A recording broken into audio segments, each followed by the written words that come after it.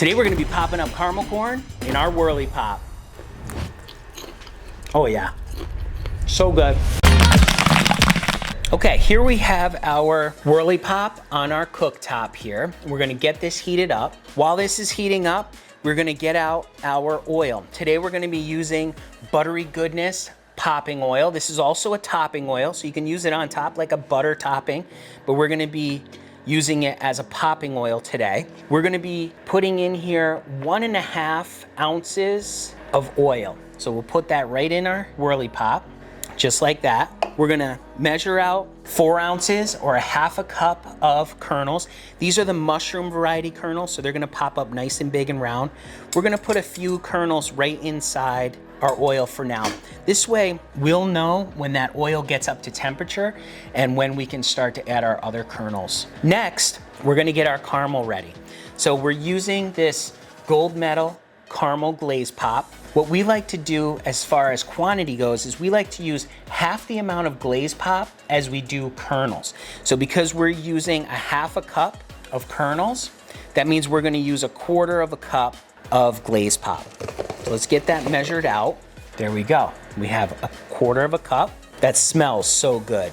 The glaze pop smells amazing, that caramel glaze pop. Love that smell.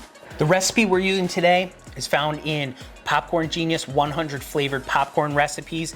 Great book. It has over 100 different flavors of popcorn in here and how to make them. It also has 3 different versions of the recipe. It has a kettle corn popper recipe, a theater style popper recipe, and it also has a stovetop hand cranked recipe. So you got 100 different flavored popcorn recipes with 3 different machines. All right, we're gonna be listening for this to start to pop, and as soon as it does, that's when we're gonna add our kernels. Oh, and right on cue, there it is. So we're gonna open this up and we're gonna pour in our kernels. Try not to spill as much, okay? Now, since we added those in there, we're gonna start to crank the handle here. This is a Whirley Pop, so as you crank this handle, you'll notice inside there, it spins the stirring mechanism, keeps our popcorn from burning. So we're gonna keep stirring that and cranking it, just like that. While we're doing that, it's a great time to tell you about today's sponsor, kettlecornmachine.com. Check them out. They make these great kettles that you can pop kettle corn in. Folks use them at fairs and farmers markets. We have an 80-quart popper made by kettlecornmachine.com, and they are fantastic. So check them out. Tell Destiny that Popcorn Genius sent you, and I know she's gonna take great care of you. All right, now what we're gonna be doing here, this one's gonna be a little different than what you might be used to. We're gonna be listening for a pop, and there I heard it. So what we're gonna do is we're going to pour in our glaze pop right in there, okay? And then we're gonna continue to crank, and you can see it's gonna stir that all up. We wanna keep the lid closed as much as possible. I'm showing you inside there, but you wanna try to keep the lid as closed as possible. Keep that heat trapped in there. And we're gonna continue to crank this. Now, if you wanna get your free copy of the Popcorn Genius recipe book, one that you can download, it doesn't have as many recipes, but it has quite a few great recipes. Check that out, link down in the description. Download that absolutely free today. Now, with this Whirley Pop that we have here, we have the stainless steel version, and that's why we can use this induction cooktop to cook on it. If you don't have the stainless steel version, you have the aluminum version, you will not be able to use an induction cooktop. So keep that in mind. Depending on what model you purchase, you may not be able to use it on the induction cooktop, but you can use it on the gas or a stovetop. Another thing to mention about the Whirley Pop, which is cool, is it has these built-in vents, which allow the steam to escape.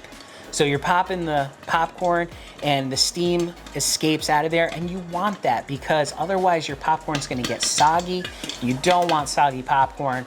So if you're popping popcorn on a stove with a pot and a lid, which works really well too, make sure you pick a lid that has a couple little vent holes in it. Let that steam get out. All right, starting to slow down a little bit. We wanna listen for that because as soon as it really stops to pop, we wanna take this off so it doesn't burn.